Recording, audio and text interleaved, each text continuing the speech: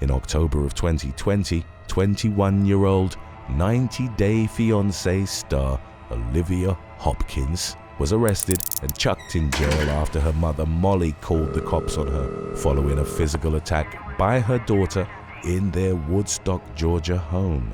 When cops arrived at the location, Molly Hopkins had a clearly visible red mark on her face. Olivia claimed that when she came to talk to her mother after finding out her boyfriend had cheated on her, that her mother threw her off the bed, yelled at her, and punched her in the face, basically claiming that she had only defended herself from her mother. But according to Molly and a third-party witness who was present at the scene, things transpired a lot differently. They claimed that Olivia arrived and began shouting at Molly that she was a bad mother, before grabbing a pair of Molly's Gucci boots. Molly stated that when she took the boots back, that Olivia began hitting and kicking her while yelling and screaming that she only got $20 for her birthday. The witness, as well as Molly, further added that Olivia appeared to be under the influence of something. Olivia was detained and charged with a misdemeanor simple battery before being released on a $1,500 bond. She was instructed to stay away from Molly, to avoid any bar or establishment serving intoxicating liquor, beer or wine, and any place of disrepute, and to leave Molly's house within 48 hours after being released from jail. 2 years later, on April the 4th of 2022, Olivia, then 22, was arrested again and detained for violating her probation terms. According to the records, Olivia had failed to enter a domestic violence therapy program, missed 2 drug tests in March, and failed the one she did take. At the time of her arrest, she also tested positive for fentanyl by consumption. 3 weeks later, a judge sentenced her to 45 days in jail. Number 7. Sher Pippin.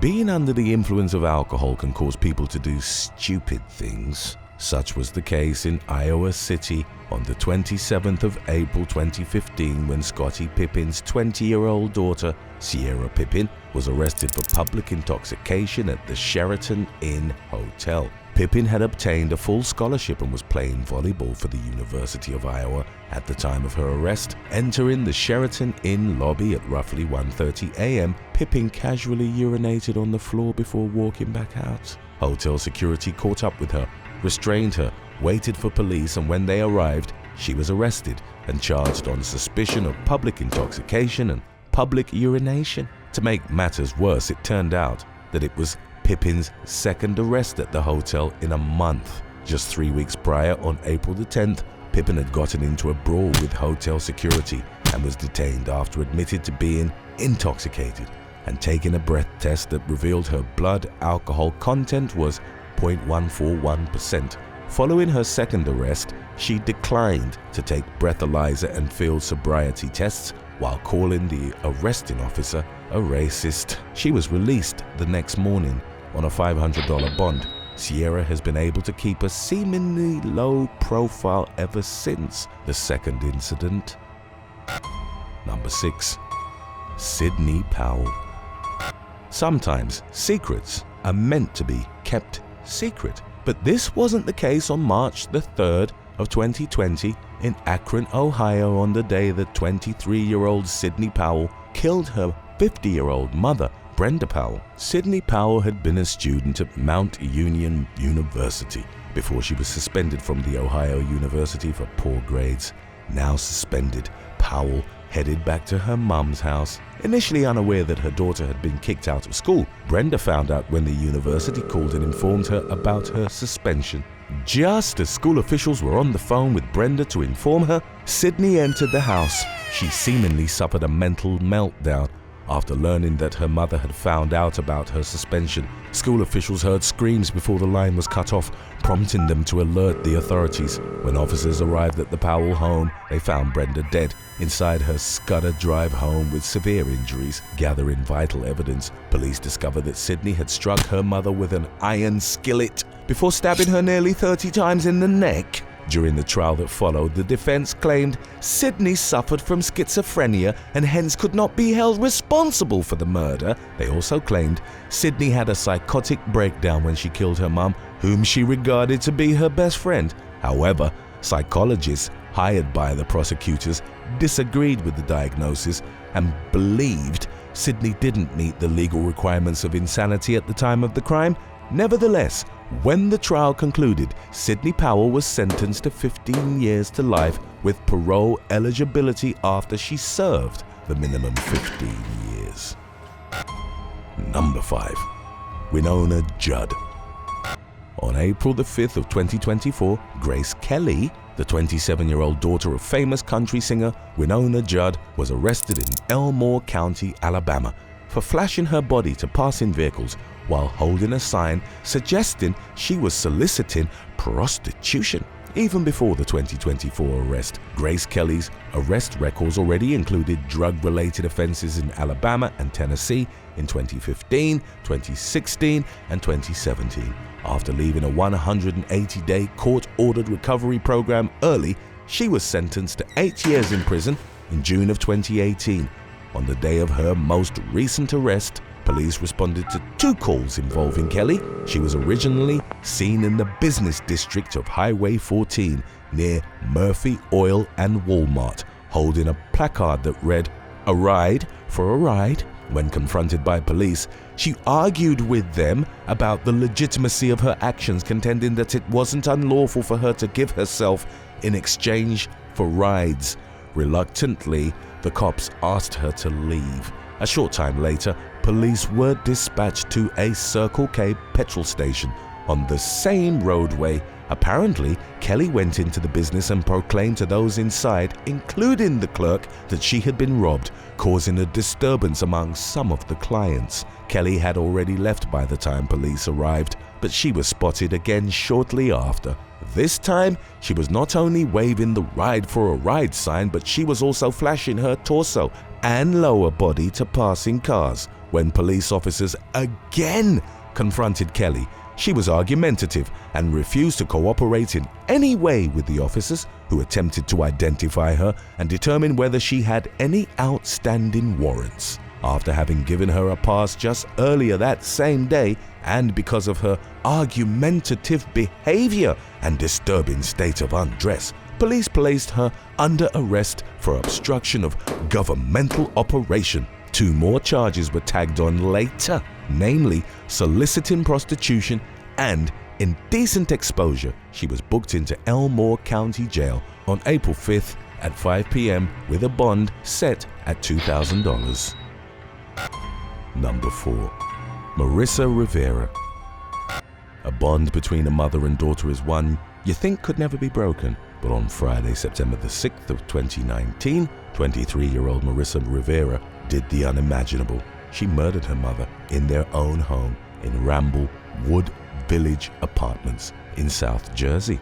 Although Rivera and her mum, 56-year-old mum Denise DiNapoli, lived together, their relationship had begun to deteriorate for some time before the tragic murder. According to court records, DiNapoli's co-workers had notified the police that she had been having problems with her daughter, who was diagnosed with schizophrenia, and had stopped taking her prescriptions, adding that they started to become worried about Denise's safety. Their concerns were turned into reality when DiNapoli was found dead at her home on that fateful September day. The inquiry that followed indicated that Rivera murdered her mother around 3:30 a.m. and then fled the flat. She was found several hours later at a Route 73 hotel and arrested without incident by township police. The Burlington County Medical Examiner's officer did an autopsy and confirmed that DiNapoli died as a result of numerous stab wounds. In 2024, Rivera was convicted of murder along with 2 weapons offenses and sentenced to 30 years minimum in prison. To be eligible for parole, she must first serve the whole term. The motive for the killing never became clear, not even during the trial. Number 3. The Stewart family. The Stewart family murder case was a series of murders and attempted murders in Springfield, Missouri, over a 5-month period in 2012. The atrocities were committed by Diane Stewart and her 22-year-old daughter, Rachel Stewart, against the other members of the family. Diane and 61-year-old Mark Stewart were a married couple living in a modest home in Springfield, Missouri, together with their 4 children, Sean, Sarah, Rachel, all in their 20s, and another daughter aged 9. The Stewart children had a variety of unique needs, including Sean, who was on the autistic spectrum and still lived at home, and the 9-year-old daughter, who was then in 4th grade and had learning impairments. In addition, Sarah Stewart, a university graduate, had a large amount of student loan debt and was still living with her parents as a direct result. Favoring Rachel, the one child who was seemingly without issues in her eyes, Diane frequently praised her on social media. The family shared a passion for music and religious themes, with Diane as a church organist and Mark as a musician. Mysteriously in 2012, both Mark and Sean were found dead within 5 months of each other. Both victims were discovered with a concerning ring of blood encircling their mouths, but the deaths were not subject to further investigation. Suspicions were eventually raised when a local pastor alerted the police about the deaths of Mark and Sean Stewart. People began to realize Diane was not showing any grief for the loss of her husband and son. When posting to Facebook, she appeared joyful about the sudden deaths, and a family member revealed that after Sean had died, that there was not even a service to commemorate him. This led police to investigate the case after all. When interrogated, the mother and daughter eventually confessed to murdering Mark, citing his laziness, inability to generate a satisfactory income, and anger issues. They also confessed to murdering Sean, who they saw as a burden due to his autism, referring to him as worse as a pest. They revealed that they had poisoned their family with antifreeze, sneaking it into sports drinks that Mark regularly consumed, as well as Sean's favorite soda pop. A hidden notebook kept by daughter Rachel proved that she was personally involved in the murders and had been planning Mark's planned poisoning at least 2 months in advance. Sarah Stewart, the daughter who had accumulated all the student debt, was poisoned as well, but she was taken to hospital in critical condition by Diane because, according to Diane, she did not want the house to smell bad if Sarah died in it. Sarah Stewart survived but suffered severe organ damage and neurological damage as a result of the antifreeze. Rachel and Diane both revealed that the 9-year-old girl was to be poisoned following Sarah's death due to the burden of her learning impairments, but fortunately, investigators pieced the case together and arrested the duo before they could. In May 2015, Rachel Stewart pled guilty to 2 counts of second-degree murder and 1 count of first-degree assault. She was given 2 life terms, with the possibility of parole after 42.5 years. Her mother, Diane Stewart, pled guilty to 2 counts of murder in January 2016 and was sentenced to life in prison with no chance of parole. Today's topic was requested by Black Dad and Brentley27. If you have any other topics you'd like to learn about, subscribe and let us know in the comments section below. Number 2. Partners in crime. 44-year-old Candace Craig and her 19-year-old daughter Salia Hardy were both arrested in connection to the murder of 71-year-old Margaret Craig, who was the mother of Candace and grandmother of Salia. On May the 23rd of 2023, she was brutally butchered inside the Prince George County home that the 3 women shared in Washington, D.C. That fateful spring day, Margaret had gone over to her daughter's home, accusing her of credit card fraud. Candace did not take lightly to this accusation, and a fiery argument ensued, one that quickly spiraled out of control and eventually led to, according to investigators, Candace beating her own mother to death. On Friday, June the 2nd, at around 1:30 p.m., 9 days after the fatal events had unfolded, Prince George's County Police Department officers conducted a welfare check in the 200 block of Hill Road, after a concerned individual reported that they had not communicated with Margaret Craig in several days. At the scene, officers made contact with Margaret's daughter Candace, who unlocked the door and enabled them to investigate the house. Authorities entered the basement and immediately smelled the odor of decomposition. While thoroughly investigating the murder scene, they found 3 bags of body parts in the basement, a cover to a chainsaw,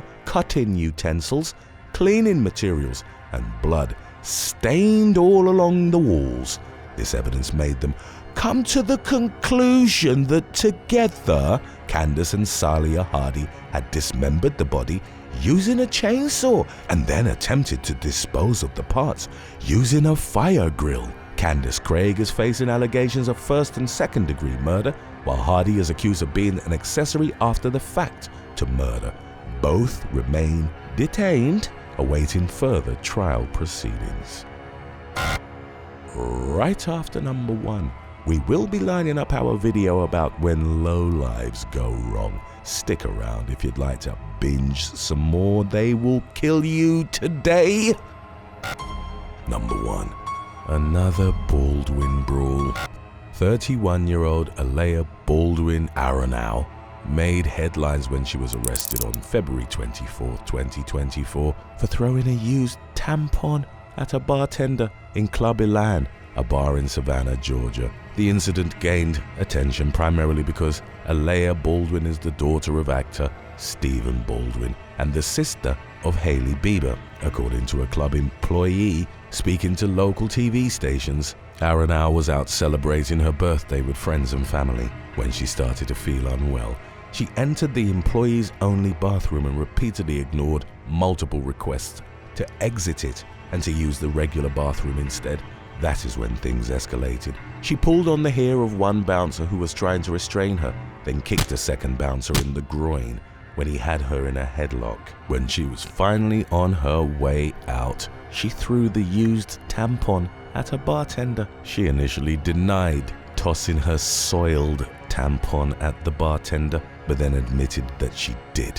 When questioned about her attacks on the bouncers, Aronow stated that she was acting in self-defense. She was arrested on multiple offenses, including simple assault, violence, and trespassing. She was placed into Chatham County Detention Center and posted bond. Number 7. Rhett Karti Shaw and Kaoru Mori Akiro. When 17-year-old Kaoru Mori Akiro discovered that her on-again, off-again boyfriend, Rhett Karti Shaw, also 17, was still seeing his ex behind her back, she began pushing him to prove his loyalty. Akiro stated she felt humiliated and betrayed, and the only solution would be to get rid of his ex. In May 2019, Karti Shaw visited his former lover, Iman Nasir, in her house in Openshaw, Greater Manchester, England. The young woman had just given birth to their child only 2 months before. After having been intimate with Nasir, Karti Shaw pulled out a knife and stabbed her repeatedly in the face and neck, while also beating her savagely. Meanwhile, Akiro kept control of the situation from afar, texting her boyfriend over 50 times, demanding he filmed the attack. He left Nasir for dead, letting his girlfriend know that he had gone through with their plan, stating, "I did it to prove I love you." Nasir somehow survived the attack and had to be hospitalized for 4 days, while requiring multiple surgeries. She testified against the pair in court, explaining the injuries made it impossible for her to pick up her own baby, and talking about the emotional and physical damage the attack had caused her. On December the 20th, 2019, Karti Shaw and Mori Akiro were each convicted to 16 years in prison for attempted murder and intentionally assisting a person to commit murder, respectively. Number 6. Julio Gare.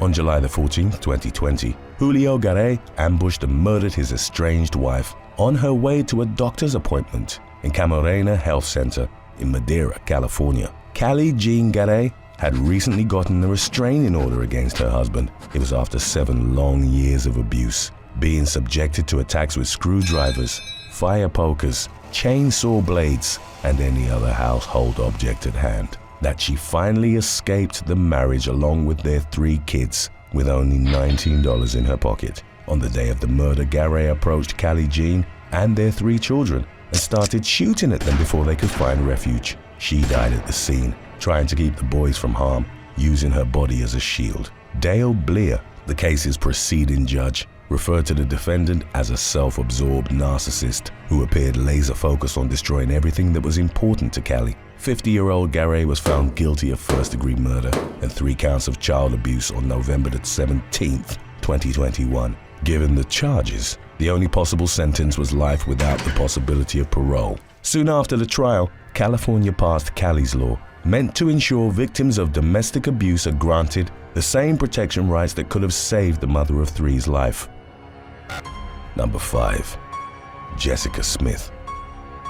40-year-old mother of two Jessica Smith showed no regrets while addressing the court, accused of murdering her toddler and harming her 13-year-old daughter. On August 17, 2016, Smith and her husband had been involved in a custody dispute back in 2014 when the attack took place. The family court judge had ordered a one-day visitation regime in favor of the father, but Jessica refused to give the children over to her ex, taking them to a motel in Cannon Beach, Oregon instead. Smith claimed her kids were terrified of their father and that her daughter, Alana, told her she'd rather be dead than live with him.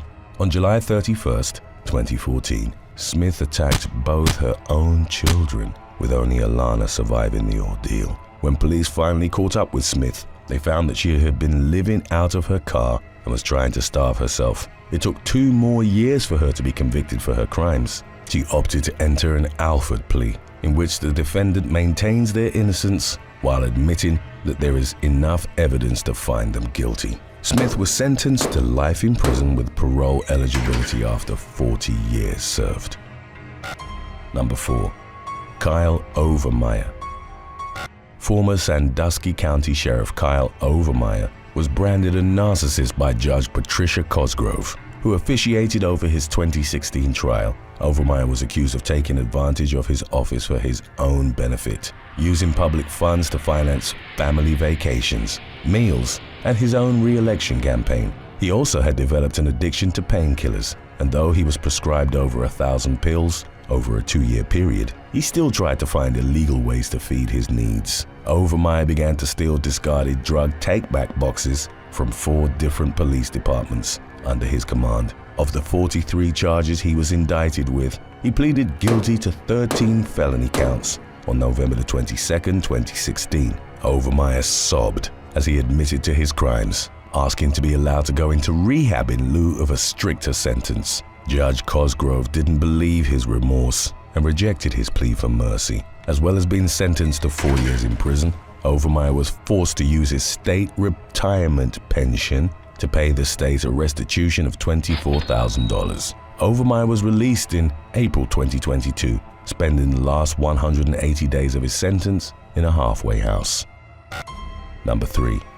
Ian Stewart. Using what's known in psychology as cognitive distortion, murderer Ian Stewart was able to carry on with his life as usual after assassinating not 1, but 2 romantic partners, allowing him to avoid suspicion for over 6 years. On June 25, 2010, Stewart murdered his wife Diana at their home in Basingbourn, England. The death was considered accidental in part due to her husband's 999 call, in which he claimed to have discovered Diana lying unconscious in their back garden. His wife, he explained, had a history of epilepsy. It was only after he drugged and suffocated his new fiancée, acclaimed author Helen Bailey, in 2016 that police took a closer look at Diana's death. Already serving a life sentence for Bailey's assassination, Stewart allegedly asked investigators, "Haven't you got anything better to do?" Though his first wife's body had been cremated, Stewart at the time had decided to donate Diana's brain to science. It had been adequately preserved for 6 years, making an autopsy of the organ possible. The inspection led medical examiners to change the cause of death to prolonged restriction to her breathing from an outside source. Psychologists connected with the case theorized Stewart had narcissistic tendencies and viewed the women in his life as means to an end. The motive behind both murders was monetary. First, the defendant received £100,000 after his wife's death, and he stood to inherit £4 million from Helen's estate. Number 2. The murder of Grace Millane. British marketing graduate Grace Millane went missing in Auckland on December 1, 2018, while backpacking in New Zealand. It was the day before her 22nd birthday, and she had planned to celebrate by going on a date with Jesse Kempson, a man she'd met on Tinder. The family grew concerned after not receiving a response to their happy birthday messages. 2 days after her disappearance, they contacted the Auckland police, who launched an investigation. Her body would be recovered 8 days later, stuffed into a suitcase in a fetal position. Investigators zeroed in on Kempson as their main suspect after discovering a post on her Facebook page and realizing that he was probably the last person to have been in contact with Melaine. After being confronted with CCTV videos of himself wheeling the suitcase out of a hotel lobby, Kempson confessed to the murder. He told investigators that he had purchased the bag after the crime and had abandoned it in Waitakere Ranges, a mountainous region west of Auckland. The trial lasted only 3 weeks and the prosecution called several witnesses to the stand, all of which portrayed Kempson as a narcissistic, compulsive liar who had alienated himself from family and friends, who was obsessed with dating as many women as possible. He had rused Tinder dates into believing he had cancer, had been adopted and neglected as a child, and even that he was friends with several celebrities. Finally, in February 2020, he was convicted to life imprisonment with the possibility of parole after 17 years. Number 1. Sher Pini.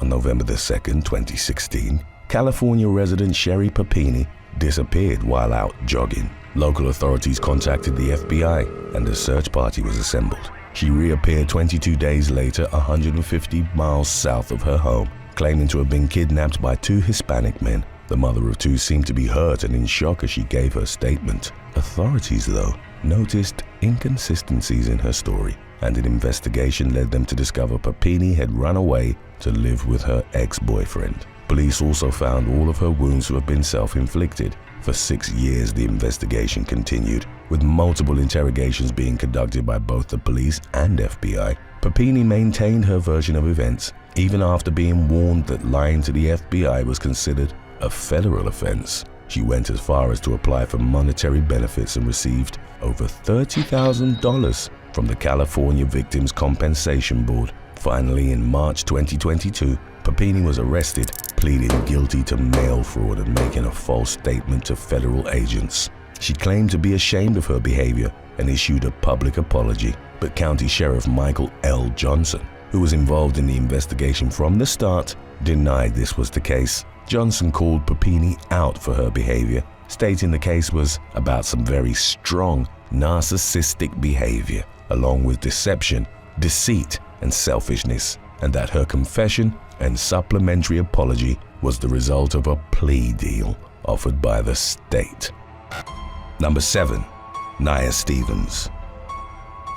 Shortly before 4:30 p.m. on May the 8th of 2019, Wisconsin police pulled over a white SUV that had been speeding near West Arden Place in the village of Butler. Upon approaching the stopped vehicle, an officer reportedly detected the smell of marijuana emanating from inside. He questioned the driver, identified as Nia Stevens, about the odor, at which point she revealed that she'd smoked in the car the previous night. As shown in footage captured by the officer's body cam, Stevens also admitted to not having a driver's license. The 20-year-old was then asked to step out of her vehicle, but she spurned the officer's request and instead sped away from the scene. After crossing both the westbound and eastbound lanes of the roadway, Stevens crashed into a wooden telephone pole. She then got back onto the road and clipped the rear driver's side of the patrol car before fleeing the scene. The collision caused one of the police officer's tires to deflate, thereby disabling the vehicle. Other members of the Butler Police Department were subsequently called in to pursue Stevens, who'd reportedly reached speeds of up to 90 miles per hour during the ensuing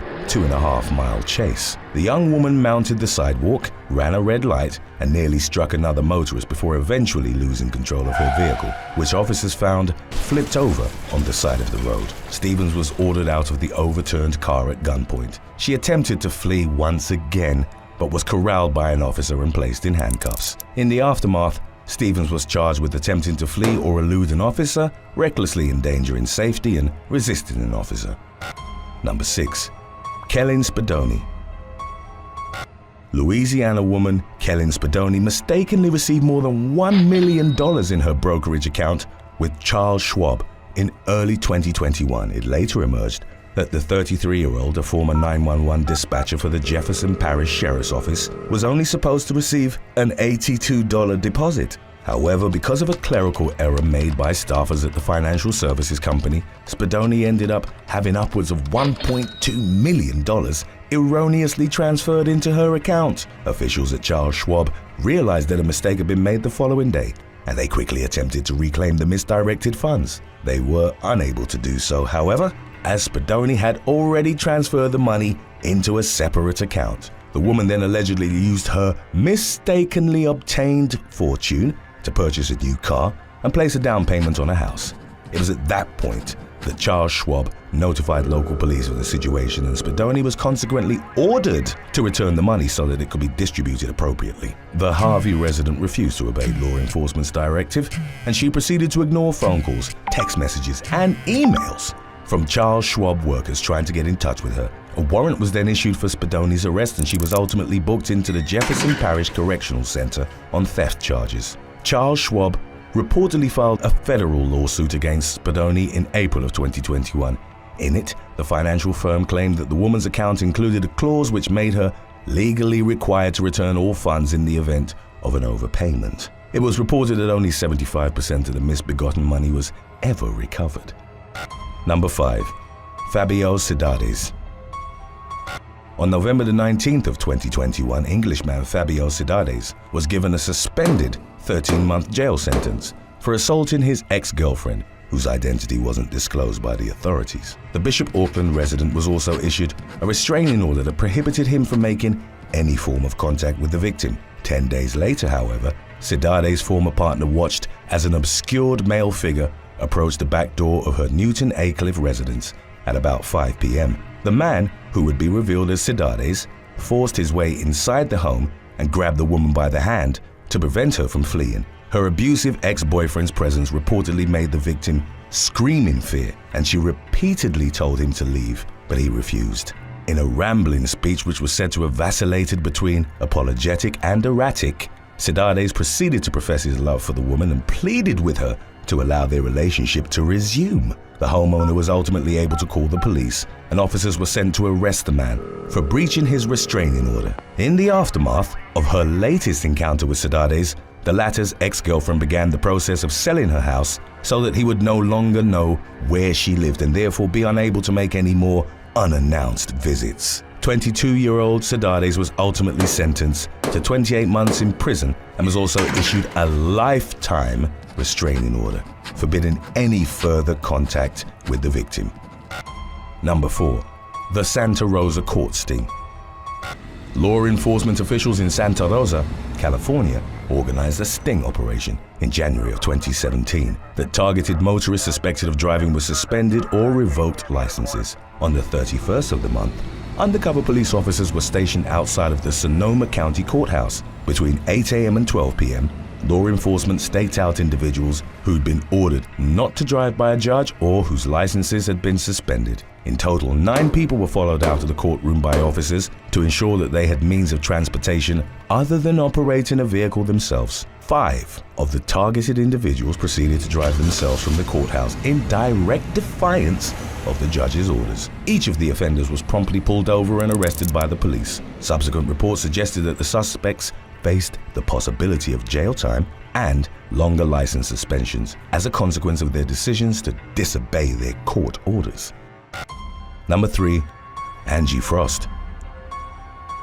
In March of 2018, police officers in Tulsa, Oklahoma, initiated a traffic stop on a car that had previously been reported stolen. The driver, later named as 36-year-old Angie Frost, pulled over to the side of the road and conformed to the officer's command for her to exit the vehicle. Frost was then arrested on suspicion of stealing the car in question. Subsequent reports indicated that the woman was initially compliant with the policeman who'd taken her into custody without incident. Frost was placed in the driver's seat of one of the squad cars while the officers stood outside chatting with one another. As their conversation continued, one of them noticed that the suspect had somehow managed to slip her cuffs before climbing into the patrol car's driver's seat. She then proceeded to lock the doors and speed away from the scene in the stolen police cruiser. Officers gave chase, and before long, Frost had pulled into the parking lot of a nearby hotel. She abandoned the vehicle and fled on foot, but was quickly caught by the pursuing officers. Frost hadn't directly disobeyed their orders, but the legal limits of her circumstances were implied, considering that she'd stolen the same law enforcement vehicle in which she was being detained. After she was taken back into custody, Frost was charged with possession of a stolen vehicle, larceny of a vehicle and resisting an officer. In October of 2018, the Tulsa Police Department released dash and body cam footage of the March incident, which rapidly went viral. Number 2. Julius Bredis. 21-year-old pedicab driver Julius Bredis was issued a community protection notice by Greater London's Metropolitan Police after he'd reportedly used his rickshaw in a manner described as antisocial.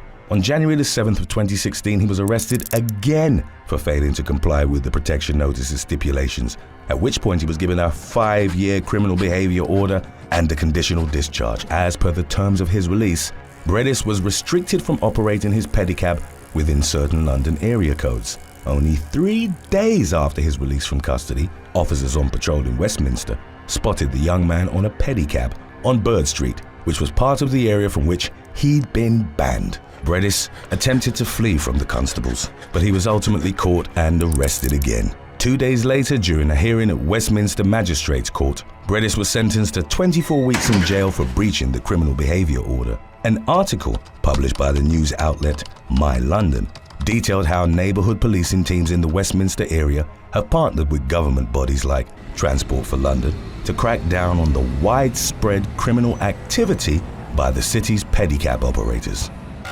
Number 1. Simon Pierre Cano. On May the 29th of 2016, Simon Pierre Cano was dining with his partner at a tapas restaurant called La Tapajeur in the Canadian city of Sherbrooke. The couple reportedly ordered 4 tapas dishes, including beef tartare, and had made sure to inform their waiter that Cano was severely allergic to seafood. The server allegedly didn't write their order down and also neglected to tell the kitchen staff about the customer's health condition. When the couple's meal arrived a short time later, they'd mistakenly been given salmon tartare on one of their dishes. Due to the darkened lighting in the restaurant, they didn't initially notice the error. Cano proceeded to consume some of the salmon, after which he rapidly fell ill. The epinephrine auto-injector that he normally would have used to counteract the allergic reaction had reportedly fallen out of his pocket in his car. Cano's partner called for an ambulance, but within minutes, the man went in anaphylactic shock and became unresponsive. He was eventually stabilized after being transported to the hospital, but upon being taken off of an epinephrine drip the following day, he went back into shock. The facility staff successfully resuscitated him, at which point he was placed in a medically induced coma. Cano's condition gradually improved until he was finally released from the hospital a few days later. In the wake of the incident, the waiter from Le Tapajeur was arrested for his role in triggering Cano's life-threatening reaction, but the authorities ultimately decided not to pursue charges. Cano filed a civil lawsuit against the man, although he claimed that the litigation wasn't about making money, but rather raising awareness about the seriousness of certain food allergies. News of Cano's anaphylactic shock episode and his subsequent decision to sue the server was circulated internationally. Many weren't sympathetic to Cano's cause, however, and instead criticized what was widely regarded as an overreaction to a wrong order. Number 8. Sergei Grigoriev. Russian hunter Sergei Grigoriev had raised a brown bear named Vorochin, or Grumbler, since it was a cub at the suburban plot of land he owned in Ozersk, Chelyabinsk region. Many of those who knew 41-year-old Grigoriev had reportedly told him how dangerous and irresponsible it was to treat the dangerous predator as if it was his pet. Friends and family pleaded with the hunter to get rid of Vorochin after the bear had attacked him in the past, but the hunter wouldn't give him up. Then in December of 2018, relatives went to check up on Grigoriev after he'd been out of contact for a prolonged period of time. He'd last shared tea with a neighbor who subsequently hadn't seen or heard from him anymore. The hunter's relatives went to his property and found the bear wandering freely around the plot and behaving aggressively. A dog that was with the family attacked it, giving them enough time to escape in their car. Vorochin killed the dog within seconds. The authorities were called to the scene and upon their arrival fatally shot the bear. Upon examining the surroundings, they discovered that Vorochin's cage door was open and determined that he had escaped. They found the remains of a dog owned by Grigoriev, which had been killed and eaten by the animal. The authorities eventually came upon the skeletal remains of the hunter himself, who had been gnawed to the bone by Vorochin. Number 7. Arul. An Indonesian teenager, only identified as Arul, took out his pet king cobra in an attempt to take photos with it and post them to his social media in December of 2017. Reports from those who knew Arrol suggested that he'd engaged in similarly irresponsible behavior with the snake in the past, even though it hadn't been defanged and was fully capable of delivering its highly potent venom. On December the 11th, a photo that Arrol had uploaded to WhatsApp at 9:50 local time was captioned, "Why not smile a little?" It showed the cobra with its hood spread, indicating it was about to strike. Less than 5 minutes later, Arrol posted a second photo showing his bloody forearm after the exotic pet had bitten him and described it as between life and death. The teenager tied a shoelace around his forearm to prevent the venom from spreading to the rest of his body and pleaded with his friends to take him to the hospital. Arrol was eventually rushed to the emergency room, but treatment failed in preventing his condition from further deteriorating, and he was pronounced dead that same day. Number 6. Justin Minor.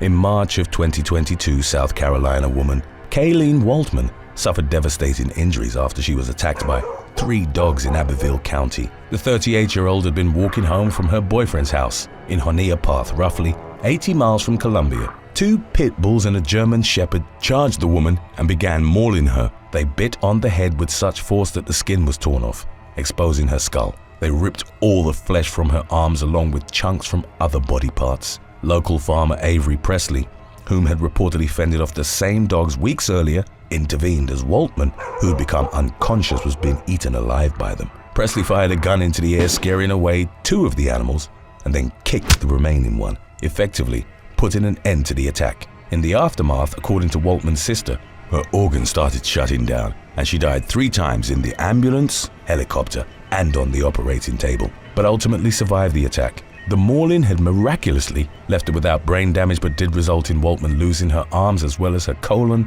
and voice box. Her life-changing injuries required over a dozen surgeries, including skin grafts and close to 200 staples on her head. According to updates from early May of 2022, a GoFundMe in Waltman's name had raised approximately $240,000 of its $300,000 goal. The dog's owner, 36-year-old Justin Minor, had allegedly once claimed that they'd gotten a taste for blood after slaughtering his chickens. In April, the man was released on a $15,000 bond, as his case would be sent to a grand jury. Waltman's sister described dog attack laws in South Carolina as being very lenient. For not properly securing his dangerous pets, Minor faced a penalty of $5,000 or a sentence of 3 years in prison.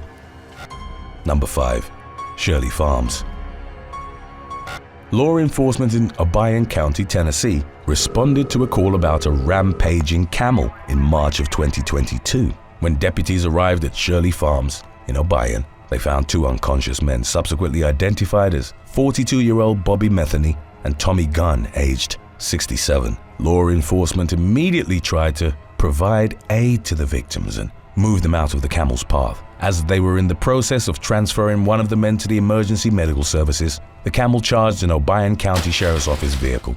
Deputies then decided to put it down, as they deemed it presented a threat to everyone at the scene. In spite of paramedics' attempts to revive them, Metheny and Gunn succumbed to their injuries. The authorities launched an investigation to determine the circumstances under which the attack had occurred and to determine the extent of their owner's culpability. According to News Channel 5 Nashville, Metheny and Gunn had been assisting in recapturing the camel after it had escaped its pen, but were cornered by it and fatally stomped to the ground. The petting zoo to which the animal belonged had previously been cited by the U.S. Department of Agriculture for various safety concerns. A 2018 report found that there were no barriers separating the animals, which included camels, llamas, kangaroos, alpacas, and a zebra, from members of the public. Visitors were also reportedly feeding and interacting with the animals only in the presence of a cashier who didn't have a direct line of sight to them. In 2019, the USDA found that the only source of water that the animals had was a shallow, muddy creek that traversed their enclosure. Number 4. Brandy Dowy. Alabama public health employee Jacqueline Summer Beard, age 58, was investigating a dog attack at a home along Route 11 in April of 2022. Subsequent reports indicated that Beard was in the process of contacting the owner when she was attacked by a pack consisting of the exact same dogs she'd been sent to investigate. The incident initially went unnoticed, and the authorities were called to the area following reports of a suspicious vehicle on Crumpton Road outside of Red Bay. According to a Facebook post by the Franklin County Sheriff's Office, Other residents were attacked by the dogs and one of them suffered minor injuries after deputies had already arrived at the scene. The post revealed that some of the aggressive pets had to be put down immediately. Then as law enforcement began investigating the suspicious vehicle, they came upon Beard's body, and it was evident that she'd been mauled to death. The dog's owner, 39-year-old Brandy Dowy, was taken into custody and charged with manslaughter. The authorities reported that the victim of the attack that Beard had initially been sent to investigate was still hospitalized in Mississippi at the time of the public health employee's death. Number 3. Sadie Total. In June of 2020, 2 women received a combined jail sentence of 5 years following a fatal dog attack at the Ten Creek Holiday Park in Cornwall, England. The previous April, Sadie Total and Tawny Willis, both aged 28 at the time, were spending time together at the Caravan Park Social Club. The latter's son, Frankie, was left alone with Total's dog, Winston, in an adjacent caravan, in spite of the fact that the pet had been responsible for several attacks in the past. Both women had deemed that Frankie would be safe in its company. In the early hours of the morning, others in the park awoke to Willis screaming, "The dogs attacked my boy!" Frankie was found unresponsive after Winston had viciously mauled him. The boy ultimately succumbed to blood loss and paramedics pronounced him dead at the scene. A post-mortem examination revealed that he'd suffered at least 54 injuries during the attack. In the ensuing legal proceedings, Total was jailed for 3 years after pleading guilty to being the owner of a dog dangerously out of control, and she was banned from owning or controlling a canine for 10 years. Frankie's mother pleaded guilty to neglecting a young person and was given a 2-year prison sentence. Number 2. Tracy Taylor. British woman Laura Holmes and her friend Tracy Taylor were at the latter's Nottingham home in May of 2014. At some point during their meetup, Holmes, then in her early 20s and 7 months pregnant, went upstairs while in the middle of replying to a text message. She was then charged by Taylor's dog, a 9-year-old American Akita named Coda, who brought her to the ground. Holmes struggled to free herself from the dog's jaws as he clamped on her arm and then her leg. Before she eventually managed to get to a bathroom, Coda bit deep into her face, tearing off chunks of flesh from her mouth and cheek. She was rushed to the hospital where surgeons battled to save her face and baby. The child was born unaffected by the incident, but Holmes needed 60 stitches to mend her facial lacerations and was left scarred for life. Taylor surrendered Coda to the authorities in the immediate aftermath and the dog was put down. A day before the May 13th attack, new laws had taken effect according to which dog owners could be taken to court for failure to control their dangerous pets. Taylor received a 16-week jail sentence, suspended for a year, and was ordered to pay Holmes a little over $1,200 in compensation. The latter appeared on Good Morning Britain along with her baby to talk about her ordeal, and she expressed an intention of suing Taylor. Number 1. Kim Carlton. In May of 2007, Tanya Dumstresos was at a farm owned by her fiancé Kim Carlton in British Columbia, Canada. The facility, called Siberian Magic, housed exotic animals that included tigers, a lion, and a lemur. Carlton reportedly put on exotic and magic shows, charging a fee for visitors who wanted their photos taken with the big cats, who were described as his pets. The man wasn't present at the farm when Tanya Dumstresos went to the tiger enclosure, accompanied by her preteen daughter and teenage son. She then petted a tiger named Gangus goodnight, as she was known to routinely do. Gangus reportedly started playing with Tanya Dumstresos's dress and swiped at it, but hit her legs. He was the only tiger at the farm not to have been declawed, and the poor strike severed an artery in the woman's leg. In the aftermath, as she was rapidly losing blood, Dumstresos called Carlton on his cell phone, and the two were able to say that they loved each other. Paramedics arrived at the farm and rushed her to a hospital, but the woman couldn't be revived. An investigator for the Society for the Prevention of Cruelty to Animals subsequently described Carlton's farm as a public safety catastrophe. The incident set into motion legislation that made it illegal to own certain exotic animals without a permit. In an ironic twist, Carlton became the first person to be convicted on the new legislation 3 years later, when he was fined $500 for lion cub possession. As reported by CTV News, the authorities were baffled that he'd continued owning dangerous exotic animals, considering his fiancée's tragic death. Number 9. Steve Brown. On the night of January the 21st of 2018, stand-up comic Steve Brown was performing at the Comedy House in Columbia, South Carolina, when he was violently attacked by an enraged member of the audience. In the wake of the incident, the Richland County Sheriff reported that the suspect, identified as Marvin Totally, had taken great offense to something Brown had said during his comedy routine. Eyewitness testimony revealed that Totally vaulted over a table to get onto the stage, at which point he began throwing punches at the comedian, who successfully dodged the attacks. As was captured in a shocking video of the assault, Totally then grabbed the microphone stand and repeatedly swung it at Brown before picking up a wooden stool and tossing it in the comic's direction. Roughly 20 seconds into Totaly's onslaught, two people rushed to the stage and positioned themselves between him and Brown. The former was then taken out of the venue by security, and a few days later, he was arrested on charges of third-degree assault and battery and malicious injury to property. Following his performance that night, Brown posted a video to Instagram in which he suggested that comedy clubs should be held accountable for their lack of proper security. Number 8. Taylor Swift.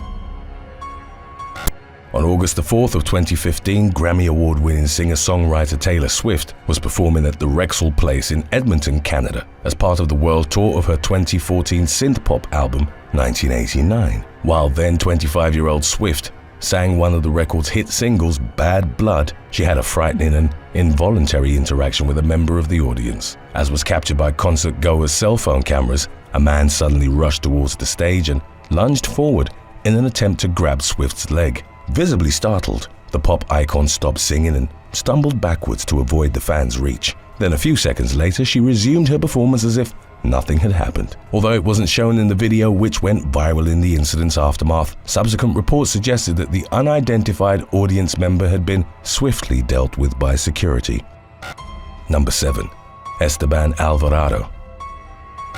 During a Dutch Cup match between AZ Alkmaar and Ajax FC on December the 28th of 2011, a young man wearing jeans and a black t-shirt ran onto the pitch and began charging towards Costa Rican goalkeeper Estban Alvarado. The latter noticed the incoming fan just in time to mount a defense and ended up knocking him to the ground. Alvarado then kicked the 19-year-old pitch invader multiple times while he was lying on the grass. Stewards rushed to the scene and escorted the fan off the field, while Alvarado was subsequently issued a red card for misconduct. In the immediate aftermath, AZ Alkmaar's head coach walked onto the pitch and told his team to go back to their locker room. Representatives from both teams, along with stadium officials, ultimately decided to cancel the match, which was then rescheduled for a later date. The Dutch Football Association eventually rescinded Alvarado's red card, while his unidentified attacker was reportedly jailed for a period of 6 months. Number 6. Slash. British-American musician Saul Hudson, better known by the stage name Slash, rose to prominence in the 1980s and 90s as the lead guitarist for the California hard rock band Guns N' Roses. In 2010, Hudson was playing the solo from one of the group's most famous songs, Sweet Child of Mine, during a concert in the Italian city of Milan. At the height of his performance, he was suddenly charged by a rowdy member of the audience. Subsequent reports described the male fan as having been shirtless, with dried blood splattered around his mouth. He emerged from the side of the stage and launched himself at Hudson. Fortunately, a security guard had already been in pursuit and managed to tackle the man to the ground before he grabbed the guitarist. While Hudson was left unharmed, the neck of his custom-made Gibson guitar was reportedly cracked after the altercation had caused him to drop it. He temporarily left the stage to repair his instrument and ultimately came back to finish the show with the rest of the band. Number 5. Dylan Avila. Entertainer Dylan Avila served as the master of ceremonies for a stand-up comedy show at the local 907 bar and restaurant in Renton, Washington on January the 5th of 2015. According to several eyewitnesses, Avila was about to introduce the next comedian to the stage when an audience member suddenly charged towards him. The man was wielding an aluminium baseball bat, which he proceeded to swing at Avila's head. He was struck twice before fellow comics and other members of the crowd intervened to contain the attacker. Avila was immediately taken to the hospital, where it was determined he'd suffered a double skull fracture. It was reported that he required 2 titanium plates in his head and 20 staples across his skull to repair the damage that had been inflicted by the fan. Although he largely recovered from his traumatic brain injury, doctors told Avila that he would continue to experience lingering effects, including heightened emotions and increased fatigue, for many years. It later emerged that Avila's assault had been carried out by fellow comedian Steve Baldwin, who'd performed at the local 907 on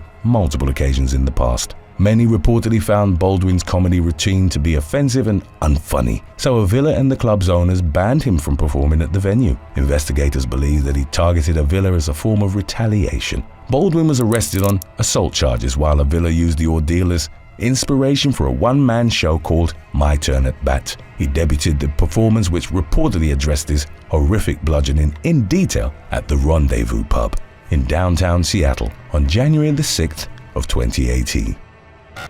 Number 4. Billy Sharp. Billy Sharp, an English professional footballer and captain of the club Sheffield United, was attacked by a fan who ran onto the pitch following the EFL Championship semi-final match. On May the 17th of 2022, cameras that were live covering the event captured the incident, which prosecutors would later deem a deliberate and senseless act of violence.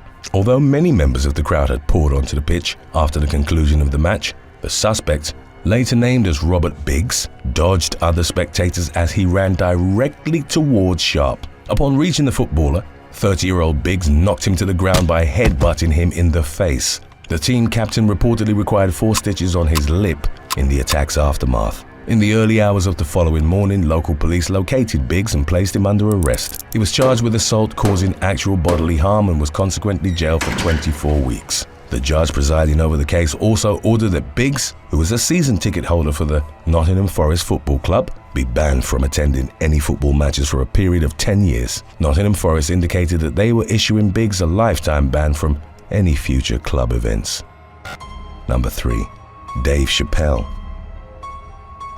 Comedian Dave Chappelle was attacked by an audience member during a live performance at the Hollywood Bowl Amphitheater in Los Angeles on May the 3rd of 2022. The incident occurred at around 10:45 p.m. as Chappelle was nearing the end of his stand-up routine, which was part of the Netflix as a Joke comedy festival. Footage from an audience member's cell phone captured the moment 23-year-old Isaiah Lee charged the stage and lunged at Chappelle. Moments later, the attacker was tackled to the ground by security and led off the stage. Chappelle was unharmed and subsequently carried on with his performance, while the stage invader, who'd reportedly suffered multiple injuries, was taken to a local hospital. The following day, the LAPD announced that Lee had been arrested on a felony charge of assault with a deadly weapon, as he'd reportedly been carrying a replica handgun with an ejecting knife blade at the time of the attack. Video clips of the incident, as well as Chappelle's comments in its immediate aftermath, went viral on social media. Many praised Chappelle for the poise and professionalism he'd exhibited throughout the threatening situation. Lee, who was reported as suffering from mental health issues, later claimed that he'd been triggered by the comedian's jokes about homeless and transgender people. Number 2. Lester Chambers. Prominent soul singer Lester Chambers performed at the Hayward Russell City Blues Festival in downtown Hayward, California on July the 13th of 2013. At one point during the show, the 73-year-old musician announced that he was dedicating the Curtis Mayfield song People Get Ready to the late Trayvon Martin. The latter was a Florida teenager who'd been gunned down during an altercation with a man named George Zimmerman in 2012. Earlier on the day of Chambers' performance, Zimmerman had been acquitted of second-degree murder charges in connection to Martin's killing. Shortly after the singer's mention of the slain teen, a female member of the audience, identified as Diana Lynn Andrews Potter, loudly exclaimed, "It's all your fault." She then rushed the stage and forcefully shoved the elderly singer. Other musicians sharing the stage with Chambers managed to restrain the woman until she was taken into the custody of Hayward police. Many believe that Andrews Potter's attack had been racially motivated, and Chambers' family therefore pushed for her to be charged with a hate crime. However, the Alameda County District Attorney reportedly found no evidence that racial hostility had played a part in the incident. Andrews Potter was ultimately charged with felony assault and elder abuse as a consequence for the attack, which had left Chambers with bruised rib muscles and nerve damage. Number 1. Ally Brooke. Singer Ally Brooke, one of the founding members of the Miami girl group Fifth Harmony, was assaulted during a live performance in Mexico on the night of September the 29th of 2016. A crazed fan rushed the stage and grabbed 23-year-old Brooke by the hair before attempting to drag her away. Within seconds, a security guard approached the attacker and removed him from the stage. During the encounter, Brooke was knocked to the ground as her bandmates and the thousands of audience members in attendance watched on in complete shock. She then got back up, seemingly unaffected, and even blew a kiss to her attacker before resuming the performance. The incident occurred just 2 days after Brooke had been accosted by a fan at the Monterrey International Airport in Nuevo Leon. An unnamed individual had grabbed the singer shortly after the group had arrived in Mexico and were making their way through a crowd that had gathered to see them in the airport lounge. In the wake of that experience, Brooke had pleaded with Fifth Harmony fans to be careful and gentle so nobody gets hurt. Number 7. Swahili's Pedraza Rodriguez and Melissa Aquino Arias. From August to September of 2017, 2 women were accused of carrying out 3 separate bank robberies, one of which they committed while dressed as nuns. Swahili's Pedraza Rodriguez of New Haven, Connecticut, and Melissa Aquino Arias of the Dominican Republic attempted their first heist on August 28th when they targeted the branch of Citizens Bank in Tannersville, Pennsylvania. The 2 women, one of whom was armed with a handgun, entered the building while donning nuns' habits and immediately demanded cash from the bank's employees. An alarm was subsequently triggered, prompting the robbers to flee without collecting any money. Rodriguez and Arias then plotted 2 additional robberies, both of which were perpetrated in New Jersey. The first occurred in late September of 2017 at the Spencer Savings Bank in Garfield. The women, dressed in headscarves, successfully robbed the bank while holding the tellers at gunpoint. On October the 15th, they descended on an NVE bank in Teaneck for their final robbery attempt. They initially inquired about opening an account with the bank, but were soon recognized by an employee as the alleged Garfield robbers. The workers contacted the police and the women fled the scene, but they were taken in custody later that day. Number 6. Sandeep Kaur. A registered nurse from California performed a string of bank robberies over the course of 2 months in 2014. Following Sandeep Kaur's widely publicized crime spree, the FBI gave her the nickname the Bombshell Bandit. She'd incurred a substantial amount of debt in the years leading up to the robberies. Since November of 2010, Kaur had developed a gambling habit. After traveling to Las Vegas with her cousin for her 21st birthday, she started planning monthly trips to Vegas and subsequently got involved with a variety of moneylenders who bankrolled her worsening addiction. With mortgage payments to make and exorbitant gambling debts to pay off, Kaur's financial situation continued to deteriorate at the beginning of 2014. She ultimately resorted to robbing a bank after a loan shark threatened to hurt her family in the event that she was unable to pay what she owed to them. The first robbery occurred in May of 2014 at a bank in Valencia, when Kaur outfitted herself in a blue tracksuit, a pair of oversized sunglasses, and a wig. She handed the teller a note that stated she would detonate a bomb if the worker failed to comply with her demands. Kaur made off with $21,200 during her first heist, which would be a larger sum than those obtained during any of the other 3 robberies to which she'd eventually pleaded guilty. She was finally caught by police in late July of 2014 after robbing a bank in St. George, Utah. She led officers on a high-speed chase that spanned multiple states and ultimately came to a stop in Nevada. Kaur was sentenced to 66 months in prison for her crimes and was also ordered to pay fines that amounted to $250,000. Number 5. Iconic Facey. A woman by the name of Iconic Facey was arrested in connection to a robbery at the Bank Course South branch in Gulfport, Mississippi. In March of 2019, Facey, aged 37, walked into the bank completely unarmed and handed one of the tellers a note demanding cash. She managed to get away with an unspecified amount of money, but the bank's employees were able to provide law enforcement officials with detailed descriptions of the robber during the ensuing investigation.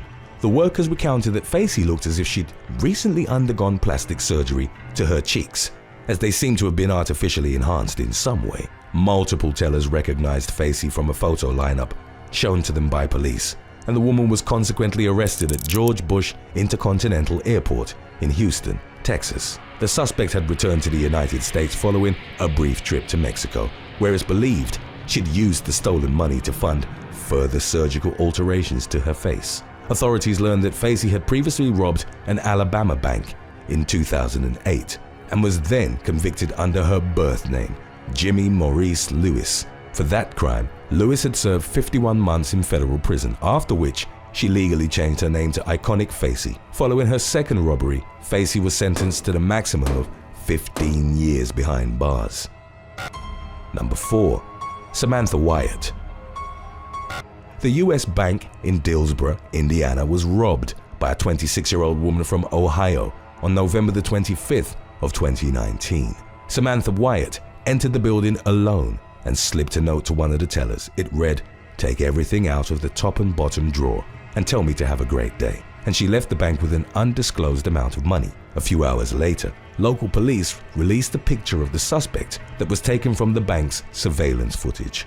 On Thanksgiving Day, the authorities received an anonymous tip from someone who believed Wyatt to have been the perpetrator of the robbery. Wyatt was brought in for an interview with investigators, during which she claimed not to have left the state of Ohio on the day of the crime. Butler County Sheriff's deputies subsequently executed a search warrant on Wyatt's vehicle and found 3 money bands commonly used by banks to wrap large bundles of cash. It was also revealed that Wyatt had searched for directions to the US Bank on the day it was robbed, and she ultimately admitted to the crime on December the 9th. She told the authorities that she'd parked at a nearby church and removed her license plate prior to the robbery. After escaping with the cash, she reattached the plate and drove back to Ohio. She was taken into custody at the Dearborn County Law Enforcement Center and faced felony robbery charges. Number 3. Sarah Crosby. After robbing a bank in Laurel, Delaware, a young woman from North Carolina led police officers on a pursuit across state lines while her 4-year-old son was in the car with her. Sarah Crosby, aged 21, carried out the robbery at the Bank of Delmarva on the morning of June the 30th of 2014. She reportedly handed one of the tellers a stick-up note that indicated she was armed, before fleeing with the cash in a white sedan, which was also carrying her young son. She was pursued by officers from multiple Delaware police departments as she made her way down Route 13 towards Maryland. Once the chase crossed into the neighboring state, law enforcement agencies from Maryland became involved in the high-speed pursuit as well. Crosby eventually ran over a set of spike strips that had been planted to intercept her, but continued to drive on her vehicle's rims until officers were able to bring her to a controlled stop on the Salisbury bypass. The weapon used in the robbery was found inside Crosby's car, as was the stolen money. Crosby faced charges in connection to the theft, as well as the ensuing chase, during which she collided with 3 other vehicles, including a Delmar police cruiser. Fortunately, her child wasn't harmed during the incident, and he was taken into protective custody following his mother's arrest. Number 2. Shelby Taylor Wise. After witnessing a woman taking out $75,000 in cash from her account, a bank teller from Houston, Texas, instructed 2 accomplices to target her in a violent robbery. 25-year-old Shelby Taylor Wise was an employee at Wallace State Bank at the time of the incident, which took place on August the 17th of 2018. Wise was stationed near the teller window at which a bank patron carried out a cash withdrawal for $75,000. Wise could be seen on the bank's surveillance tapes watching the woman intently as she conducted the transaction with another teller. At the exact moment the customer left the bank with the money, Wise pulled out her cell phone and appeared to send a text message. As police would later discover, the person who'd received the text was Wise's boyfriend, Trayvon Johnson. Wise was orchestrating a plot to rob the woman of the sizable sum of cash she had in her possession, which was meant for her family's gas station and check cashing business. The robbery was executed by Johnson and an accomplice, later identified as Davis Dowell Mitchell. The 2 perpetrators followed the woman to the gas station in Jersey Village and ambushed her. The gas station security cameras captured the ensuing struggle, during which the woman's husband ran out to help her fight off the 2 men. Both victims were badly beaten during the altercation, and Johnson could even be seen backing into them with his car. After the robbers absconded with the cash, the woman and her husband both required hospitalization for their injuries. Law enforcement was quick in tracking down Johnson and Mitchell, from whom they recovered the stolen money. Both men were arrested and charged with aggravated robbery with a deadly weapon. Investigators also discovered that the car Johnson had used during the robbery was registered to a rental car agency and had been leased by Wise, who was also taken into custody and charged with felony robbery. Number 1. Elizabeth Jeannie Holt. Following a violent bank heist that resulted in the robber's death, during a shootout with law enforcement, a woman was arrested for aiding in the execution of the crime and obstructing the ensuing police investigation.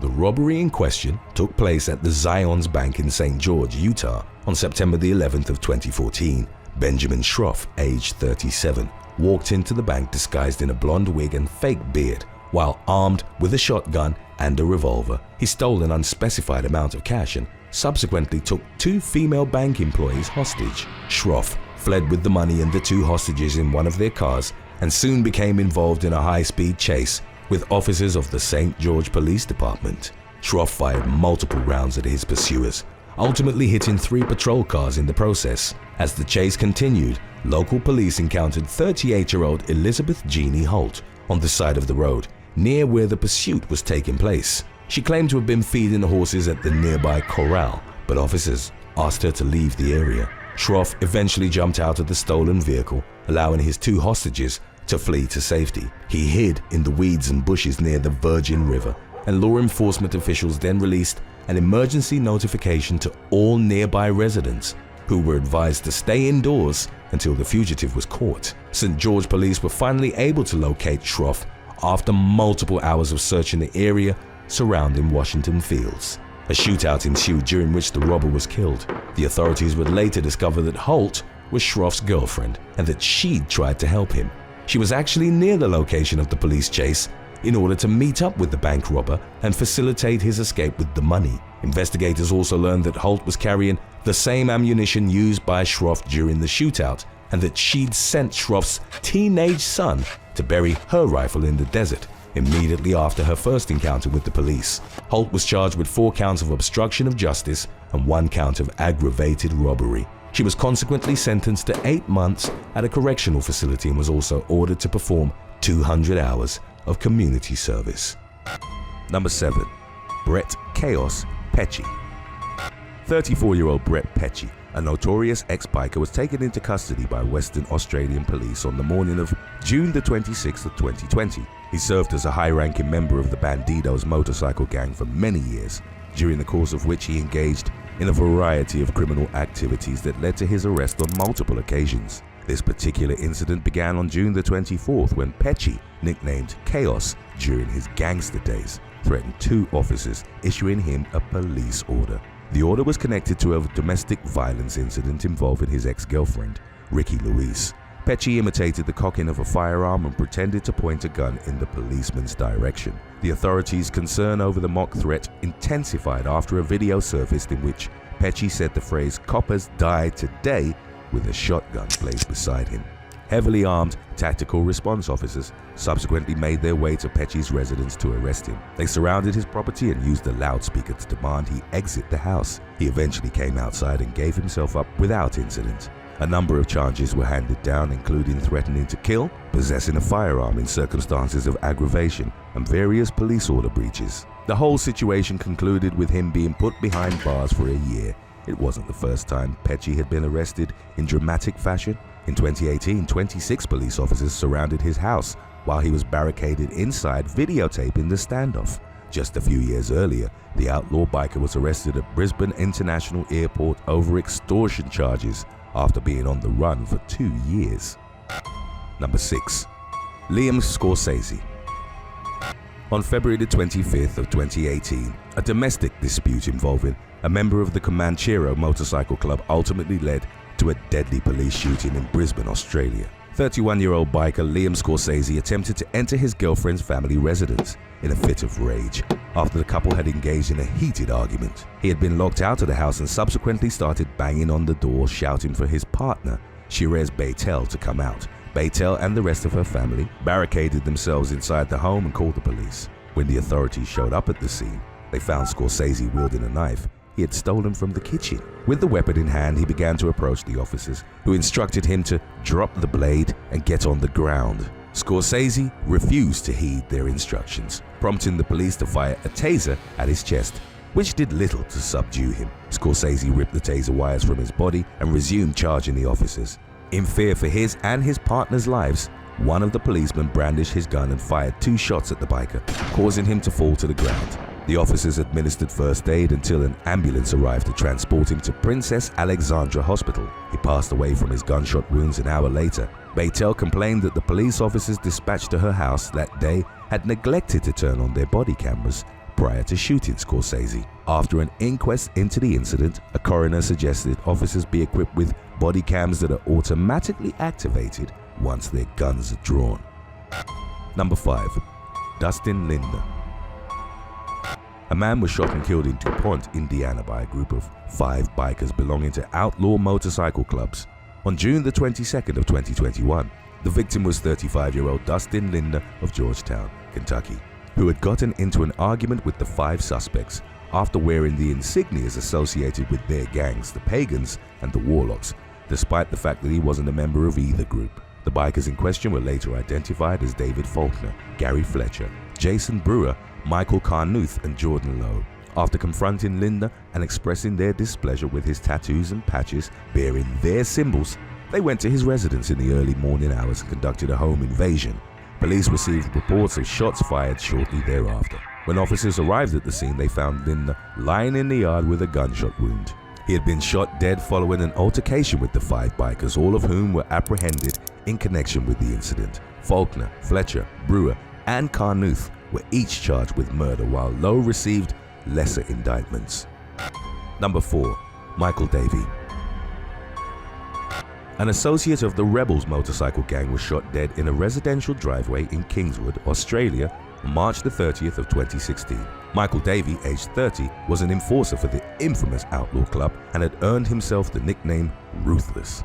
He had a criminal history that included a manslaughter conviction in 2002 when he was just 17 years of age. Despite his checkered past, Davey was looking to escape the violent world of which he was a part after his girlfriend had given birth to a son. Just after midnight on the night of his death, Davey told his girlfriend he was meeting a friend across the street from where they lived. When he walked to the neighboring driveway, he was shot and killed by 2 fellow rebel members who fled the scene in a getaway car. Witnesses recounted hearing as many as 6 gunshots, followed by the sound of screeching tires. The shooters had reportedly turned on Davey after word got out that he no longer wanted to be associated with the club. The slain motorcyclist was laid to rest in Western Sydney on April the 8th of 2016. The funeral ceremony was attended by dozens of bikers from all over Australia. In August of 2018, the 2 perpetrators were identified by the authorities and charged with Davey's murder. They were both already in correctional facilities for other offenses when the charges were handed down. Number 3. Jeremy Harris. A 38-year-old Florida man named Jeremy Harris was brutally attacked by a group of angry bikers after accidentally clipping one of their vehicles on January the 9th of 2021. Harris came to an intersection in North Fort Myers that was being blockaded by motorcyclists. He began to berate the stationary bikers for stopping the flow of traffic, just so the rest of their group could skip the red light. Harris then attempted to drive away but came very close to knocking one of the riders off his bike. The bikers then pursued him and surrounded his car at a stoplight. Harris exited his vehicle with a wrench in hand and tried to protect himself, but he was ultimately overpowered by the enraged bikers, who proceeded to viciously beat and bludgeon him with the tool. Horrified onlookers attempted to break up the altercation, but the attackers continued their assault. Harris's skull was fractured during the onslaught and he required 15 stitches in his head. Multiple suspects were arrested following the incident and charged with felony battery. Number 2. Ben Geppert. In September of 2020, an ex-Hells Angel by the name of Ben Geppert invaded the home of a 26-year-old man from Broadbeach Waters, Australia, and attacked him with a baseball bat over a drug dispute. Geppert, aged 29, had sold the victim $1,500 worth of illegal substances a month prior to the incident, but he was reportedly only given $1,000 in payment. The biker demanded the money he was owed, but on the other side of the argument, the man claimed the drugs he'd been sold were fake. As he continually refused to pay, Geppert texted him a picture of a gun before arriving at his house and beating him to a pulp in his front yard before the eyes of terrified bystanders. At around 11 p.m. that same night, Geppert returned to the man's residence and broke in, armed with a baseball bat, which he used to club the man's head. The resulting injuries required 12 stitches to mend. The very next day, Geppert returned once again and forced the man to accompany him to get a Rolex watch appraised. The biker was subsequently arrested following a rooftop chase with police officers in the town of Kingscliff. In August of 2021, he was sentenced to 3 years in prison for the home invasion and assault. The charges were added to the extensive list of Geppert's past offenses. He was also featured in our Hell's Angel video regarding an incident in which he'd attacked his girlfriend who, fearing for her life, was forced to jump out of a moving car. He also appeared in a viral video produced by the Queensland Police Service, which aimed at stopping new recruits from joining outlawed gangs. Number 1. The 2015 Waco Shootout. A violent shootout between rival motorcycle gangs erupted in Waco, Texas on May the 17th of 2015. More than 200 people were gathered inside a Twin Peaks restaurant for a regional meeting of Texas's statewide biker group coalition. The main topics on the gathering's agenda were centered on political rights for motorcyclists. 18 Waco police officers and 4 Texas state troopers were stationed outside the establishment to monitor the gathering, which had initially started out peacefully. Tensions began to rise between 2 clubs present at the event, the Bandidos and the Cossacks. The incident that reportedly set off the conflict involved someone getting their foot run over in a parking spot just after noon. By 12:24 p.m., the argument had escalated into an all-out gunfight. Patrons of nearby restaurants ducked for cover under tables and behind cars as gunshots started flying from all sides. The police soon returned fire after being shot at themselves, but no civilians or law enforcement officers were wounded during the incident. However, 9 bikers were killed at the scene and 18 others were injured. Police snipers were able to target the armed suspects and bring an end to the gunfire. In the aftermath of the shootout, a total of 177 people were arrested and detained by the authorities, but only one of them was ever brought to trial. Jake Carrizal, president of the Bandidos Dallas chapter, was tried for his involvement in the deadly episode, but his case was ultimately thrown out due to a mistrial. By April of 2019, all of the criminal cases stemming from the Waco shootout had been dismissed. More than 130 civil lawsuits were subsequently filed against various state and local officials by many of the bikers involved in the mass arrest. Number 7. Recep Çetin. In August of 2011, the bodies of 2 Irish women were found buried in shallow graves in the woods outside the popular Turkish resort town of Kusadasi. Subsequent medical examinations determined that the victims, identified as Marion Graham, and her friend Kathy Dinsmore, had been fatally stabbed. During the investigation that followed, local police brought waiter Recep Çetin in for questioning. The latter had been dating Graham's teenage daughter Shannon for a period of roughly 2 years. The young couple shared a villa in Kusadasi with the 2 victims, but neighbors told investigators that the tenants would regularly engage in contentious shouting matches. While being interviewed by the police, Çetin initially claimed that the 2 victims had been abducted by a gang of men who took them to a nearby forest. However, after a few hours of interrogation, he confessed to committing the killings, and he was arrested on murder charges. The waiter revealed that on the night of the double homicide, he'd pleaded with Graham to allow her daughter to marry him when the woman refused, stating that Shannon was too young for him. He brutally attacked her and Dinsmore in a fit of vengeful rage. Çetin then attempted to be tried in juvenile courts by claiming he was 17 years old, but bone marrow tests confirmed that the waiter was actually aged 22. Following his criminal trial, Çetin was sentenced to life imprisonment. Number 6. Alexandria Seletos.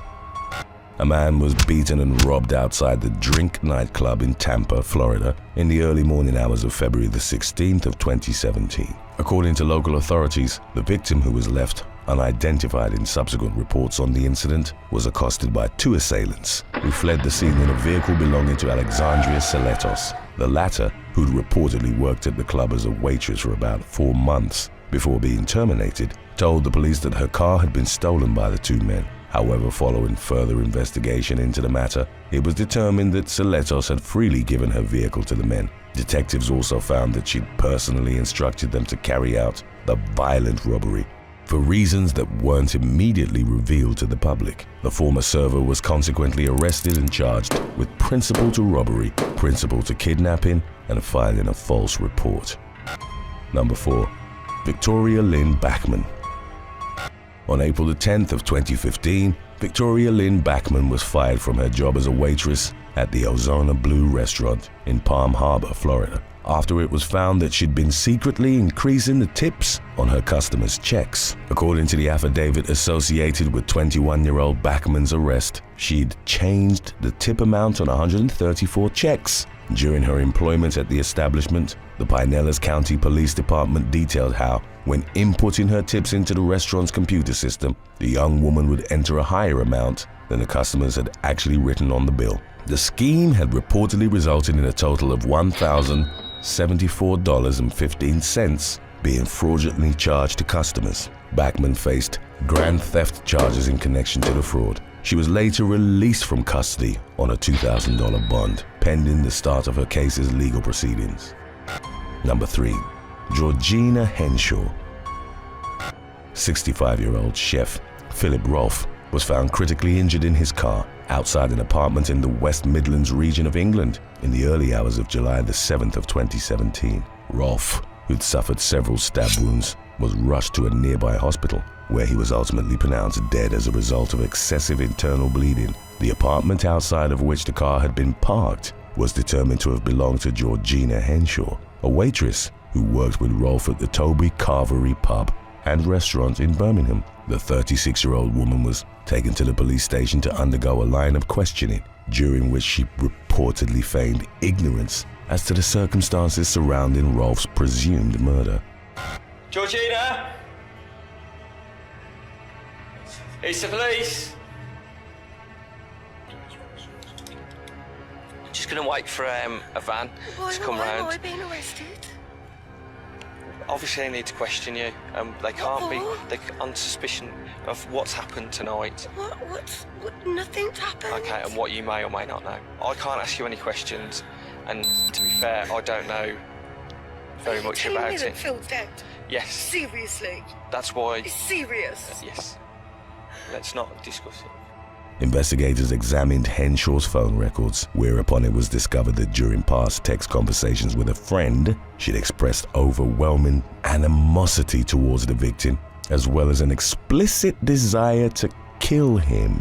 In one such message, Henshaw wrote that she was going to lure him to her apartment and beat him with a kosh, also stating that she was set up to commit murder. Henshaw was thus named as the prime suspect in Rolfe's killing, and West Midlands police arrested the woman at her home, after which she was formally charged with the murder. The authorities didn't immediately indicate what they'd suspected to have been Henshaw's motive for the crime. However, it was speculated that Rolfe had been embroiled in a contentious workplace feud with the waitress that had ultimately escalated to the point of extreme violence. Following a trial at Birmingham Crown Court, Henshaw was sentenced to serve at least 16 years behind bars.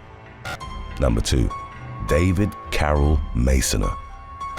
Over the course of 3 years, Tennessee man David Carroll Masoner pilfered credit cards from patrons he'd served at the West Knoxville restaurants where he worked. It was reported that the 46-year-old had used his customers' stolen financial information to take out cash for himself and purchase various items including meals and gift cards. In the summer of 2017, however, Masoner unknowingly applied the scheme to a credit card belonging to an employee of the U.S. Attorney's Office. The unnamed woman would regularly check her billing statements and immediately noticed the fraudulent charges. In the wake of her discovery, she canceled her credit card and contacted both state and federal authorities, who were able to identify Masoner as the person behind the financial fraud. Agents with the Tennessee Highway Patrol's Identity Crimes Unit, the Drug Enforcement Administration, and the U.S. Secret Service arrested the server, who confessed to his extensive identity theft scheme. It subsequently emerged that Masoner had 27 previous felony convictions on his record, many of which involved credit card fraud. In spite of his criminal history, he'd managed to find employment at Honey Baked Hams, the Bearden Field House, Perro's on the Hill, and Silver Spoon in Knoxville. Masoner ultimately pleaded guilty to 3 counts of identity theft, and he was consequently sentenced to 12 years in prison by a Knox County Criminal Court judge. Number 1. Alberto Sanchez Gomez. In February of 2019, Spanish waiter Alberto Sanchez Gomez fatally strangled his mother following a heated row at their shared Madrid residence. Subsequent reports detailed how after the 68-year-old woman was dead, Sanchez used a carpenter's saw and 2 large kitchen knives to dismember her body into thousands of pieces, which he stored in lunchboxes placed around the apartment. According to The Independent, over the weeks that followed, the 28-year-old server proceeded to consume his mother's mutilated remains, eating some parts raw and others cooked. Local police were eventually notified by a friend of the victims that she hadn't been seen for several weeks. On February the 21st, law enforcement officers were dispatched to Sanchez's home to conduct a welfare check on his mother. When asked if the woman was in the apartment, the server reportedly replied, "Yes, my mother is in here, dead." Sanchez initially described his mother's grisly killing in graphic detail, prompting the police to take him into custody. However, during the murder trial that followed, the man indicated that he'd heard hidden messages when he watched TV that told him to kill his mother. He also maintained that he had no recollection of dismembering the woman's corpse and that he was very repentant for his gruesome actions. The jury ultimately found Sanchez guilty of murder, for which he was sentenced to 15 years in prison plus an additional 5 months for the desecration of a corpse. Number 8. Robert Louis Deere. On November the 27th of 2015, a man opened fire on the occupants of a Planned Parenthood clinic in Colorado Springs, Colorado. After hearing the sound of gunshots, the clinic staff sprang into action and quickly moved people out of the waiting room. They then locked a security door before notifying local police of the active shooter situation. As responding law enforcement units approached the clinic, the gunman fired upon them as well, killing one of the officers and injuring another 5. A standoff subsequently ensued and lasted several hours, over the course of which the police put the surrounding area on lockdown. Shortly before 5 p.m., a group of SWAT officers brought the standoff to a swift conclusion when they crashed an armored truck into the clinic's lobby.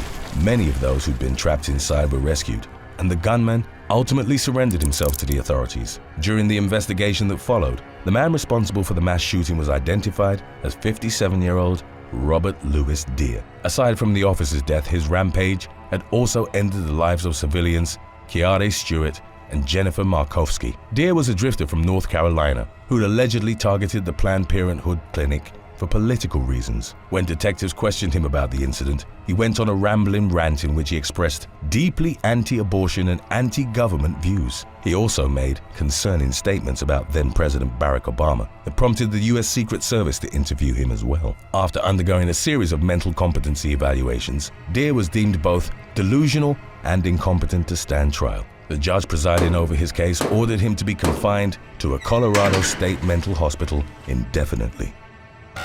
Number 7. Joshua Odom. A man walked into a police station in Des Moines, Iowa, on August the 11th of 2016 and confessed to committing the murder of an elderly Florida man more than a decade earlier.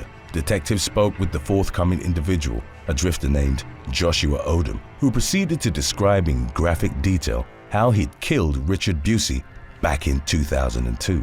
Odom, who was homeless at the time, had met up with 70-year-old Busey on April the 4th of that year. They both ended up going to the man's apartment in Wilton Manors, Florida, to have intimate relations. Later on that night, Odom reportedly decided to rob and kill Busey, planning to use what he took from him to purchase drugs. According to the Sun-Sentinel, Busey's lifeless body was found covered by a sheet on the floor of his living room by a friend who'd gone to check on him. The murder had remained unsolved until Odom's unprompted confession, which the Des Moines police passed on to officials in South Florida. The drifter was ultimately taken into the custody of the Broward County Sheriff's Office on charges of first-degree murder and theft.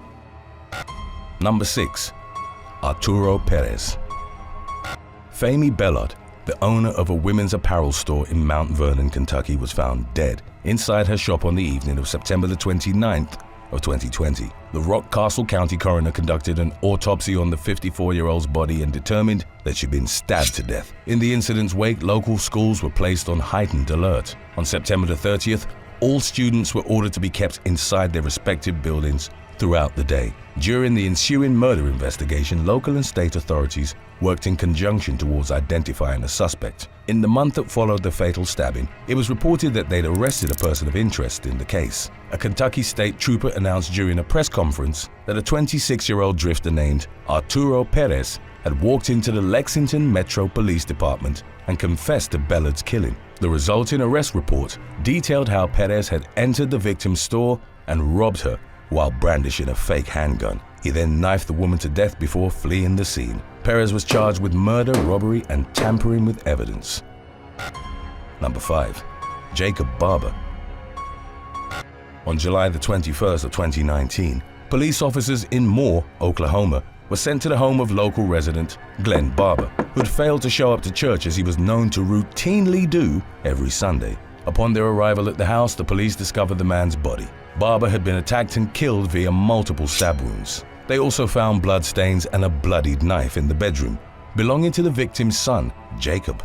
As was later detailed in court documents, the father and son had had a volatile relationship and were said to have gotten into heated arguments on a daily basis. Jacob had reportedly gone to several mental health institutions in the past. Even though he'd been diagnosed with schizophrenia, he allegedly refused to take any medications, which proved to be a point of contention between him and his father. Investigators immediately identified Jacob as the case's prime suspect. However, following his father's killing, the 21-year-old had reportedly fled his hometown and become a drifter, leading to a multi-day manhunt that extended into neighboring states. He was eventually located outside of a PetSmart along US Highway 377 in Roanoke, Texas. Local officers had been responding to a call about a suspicious person when they found Jacob sleeping on his backpack. He was taken into custody and charged with first-degree murder. Number 4. Andrew Charles Altland. York Area Regional Police in Pennsylvania received a tip on August the 29th of 2019 about an individual suspected of breaking into and burglarizing multiple local schools. Officers tracked the man, subsequently identified as 23-year-old Andrew Charles Altland, to a barbershop in Queensgate Town Center. He was taken into custody on charges of burglary, theft, institutional vandalism, and defiant trespass.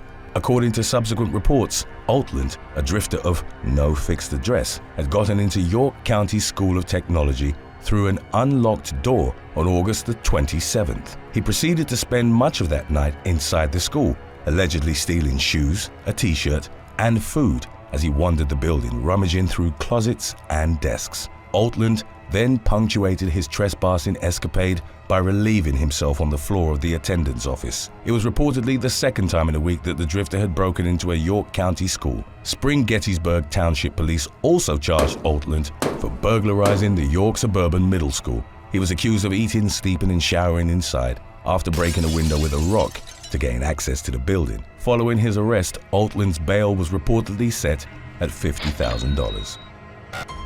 Number 3. Michael David Morano. A drifter from Orange County, California, was identified as a suspect in a series of bank robberies that were committed over the course of 2 months in the summer of 2011. A statement released on behalf of the sheriff's office revealed that Michael David Morano, whom the media had dubbed the Drifter Bandit, had been taken into custody by local officials after being pulled over in his vehicle on July the 8th. Morano had allegedly stolen an estimated total of $30,000 from 4 different banks during his robbery spree, which had taken place between May the 3rd and July the 6th. He was tracked down by the Orange County Police's Bank Robbery Apprehension Team, which consisted of a sheriff's deputy and an FBI agent. Morano was reported as having a lengthy criminal record that dated back to the 1980s. In addition to being a career criminal, the 46-year-old was also reportedly a vagabond who roamed Southern California. Following the man's arrest, a spokesman for the Orange County Sheriff's Office quipped that he would now only be drifting from the county jail to the federal penitentiary. In August of 2012, Morano pleaded guilty to 4 counts each of second-degree robbery and second-degree commercial burglary. As part of a plea bargain with prosecutors, the drifter had 8 prior convictions struck from his record, including for 5 robberies and 2 assaults with a firearm, all of which stemmed from judgment decisions handed down in 1988. Morano was consequently imprisoned for a term of 30 years. Number 2. Sean Laval Smith. At about 1:30 p.m. on January the 13th of 2022, Brianna Kupfer, a design consultant at a Los Angeles furniture shop, sent a text to a friend saying there was a man inside the store who was giving her a bad vibe. Shortly thereafter, a customer walked in to find the 24-year-old's bloodied and lifeless body on the floor. Kupfer, a UCLA graduate student, had been fatally stabbed by the man she deemed suspicious, who subsequently fled out the back door. Within a few hours of the murder, the LAPD used surveillance footage to identify the assailant as Sean DeVal Smith, aged 31. The following day, investigators received a tip from a Good Samaritan who'd seen a man matching Smith's description on the corner of Colorado and Fair Oaks in Pasadena. Officers were dispatched to the location where they came upon the suspect at a bus bench and arrested him on the spot without incident. Court documents indicated that Smith had had several run-ins with the law in the past, including a 2016 arrest in South Carolina that had resulted in him being charged with assaulting a police officer. The authorities described Smith, who reportedly had a history of mental illness, as a drifter who used the public transit system to get around Los Angeles. Subsequent reports indicated that he'd had no prior relationship with the victim and that he targeted her in a completely random act of violence. Smith was charged with murder, to which a special allegation that he used a knife as a deadly weapon in the commission of the crime was added. Number 1. Colin Daniel Richards. Shortly before 10:30 a.m. on September the 17th of 2018, the police were called to the Coldwater Golf Links in Ames, Iowa, after a bag had been found unattended on the course. Upon combing through the surrounding area, officers discovered the body of former Iowa State University golf champion Celia Barquin Arozamena. The remains were retrieved from a pond close to where the golf bag had been abandoned. The 22-year-old victim had been killed via multiple stab wounds to her upper torso, head, and neck. The police subsequently encountered a man identified only by the initials DB walking on a nearby trail. He claimed to have been staying with a homeless drifter at a makeshift campsite in a wooded area near the golf course. DB told the investigators that only a few days earlier, the drifter had shared with him that he'd felt a powerful urge to assault and murder someone. Later that afternoon, a canine unit tracked Arozamena's scent into the woods, where the police came upon Colin Daniel Richards at the campsite DB had previously described.